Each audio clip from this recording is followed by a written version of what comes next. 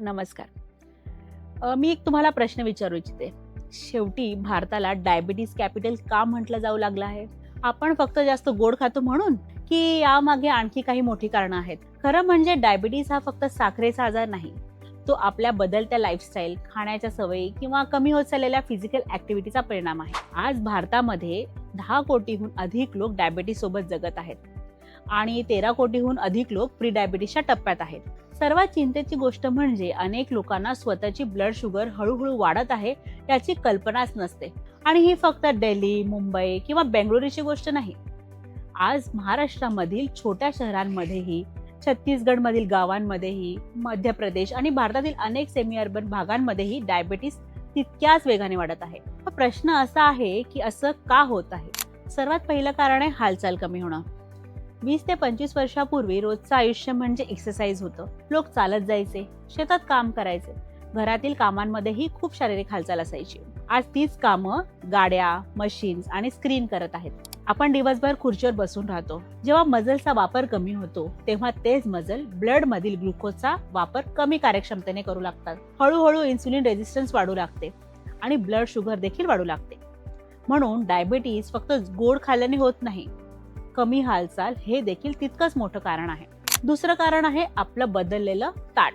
पूर्वी आपल्या घरच्या पारंपरिक ताटामध्ये डाळ, भाज्या, सीझनल फूड आणि घरचं बनलेलं अन्न असायचं. आज त्याची जागा हळूहळू प्रोसेस फूडने घेतली. Tarri poha, samosa, bakery products, package namkeens, sugar drinks, biscuits आणि वारंवार बाहेरचं फ्राईड फूड.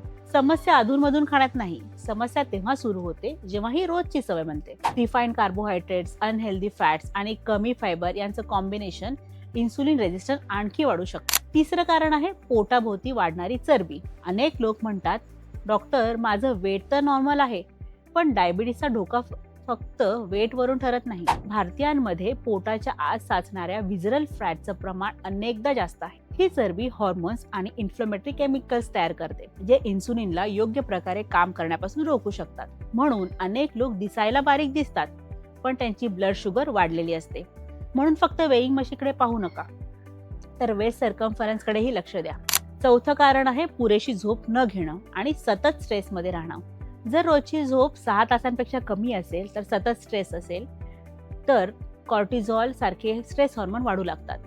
हे हॉर्मोन्स ब्लड शुगरवर परिणाम करतात आणि डायबिटीसचा धोका वाढवू शकतात. आणि आणखी एक मोठं कारण आहे लेट डायग्नोसिस. अनेक लोक खूप तहान लागणं, वारंवार लघवी होणं, वेट कमी होणं किंवा धूसर दिसणं अशी लक्षणं दिसेपर्यंत शुगर टेस्ट करून घेतच नाहीत. पण डायबिटीस अनेक वर्षे कोणतेही लक्षण न दाखवता देखील राहू शकतं. म्हणूनच जर तुमचं वय 35 ते 40 वर्षापेक्षा जास्त असेल, जर फॅमिली हिस्ट्री असेल, बीपी किंवा वेट वाढलेला असेल, तर नियमित ब्लड शुगर स्क्रीनिंग करणं खूप महत्त्वाचं आहे. आता प्रश्न येतो, हा वाढता ट्रेंड थांबवण्यासाठी आपण काय करू शकतो? सर्वात आधी तुमचं ताट बॅलन्स बनवा. ताटाचा जवळपास अर्धा भाग सीझनल भाज्यांनी भरा.